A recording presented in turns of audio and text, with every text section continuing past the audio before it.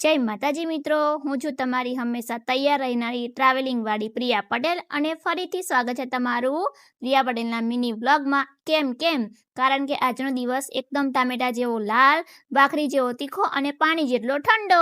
તો ચાલો રેડી થઈ જઈએ એક સફર માટે કુદરતના ખજાનામાં ડૂબકી મારવા.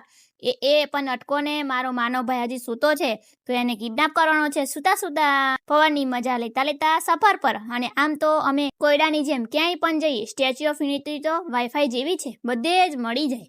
અહીં સરદાર દાદાને કહ્યું, દાદા થેન્ક યુ, ફોટો ક્લિક કર્યા અને આગળ વધ્યા. માઠો રસ્તો મળ્યો, એવો રસ્તો જોઈને કે માઉન્ટ આબુ પણ કહ્યું કે બસ ભાઈ, હવે તો હું પણ ડિઝાઇન આપી દઉં. રસ્તે એન્ટ્રી લીધી, ભેસ ના થાય એવો ચહેરો હતો કે મેં કહ્યું, માતા તું જોઈ લઈશ તો મારો ઇન્સ્ટાગ્રામ વિડીયો વાયરલ થઈ જશે. પછી પહોંચ્યા પાર્કિંગમાં, બાઇકને કાયદેસર પાર્ક કર્યું અને લાવ્યા અમારા ખાસ હથિયાર. કોઈ દાતા કે તલવાર નહીં, પણ સાથે હતી પાણીની બોટલ, લાલ મરચાની ચટણી અને ભાખરી. જવાબદાર ફૂડ સોલ્જરની જેમ સફારી શરૂ થઈ. પહેલા પાણીને પાર કર્યું, પગ હતા ખિસકોલી જેવા, તો ધીમે ધીમે ઘૂંટા સુધી પાણી અને થઈ ગયા ભીના પણ દિલથી દીવાના. આવી ગયા ધોધ પાસે, પણ જો તમારે ધોધ જોવો હોય તો મારો ફૂલ વ્લોગ વોચ કરવો પડશે. પહેલા લાગી ગઈ ભૂખ એટલે રિવર સાઈડ થાળી પાથરી અને કર્યું પથારનું ખાવાનું. ચટપટી ચટણી અને ભાખરી લઈને બેસી ગયા. મસ્ત ખળખળ પાણીનો અવાજ આવતો હતો અને ખાવાની મોજ પડી ગઈ.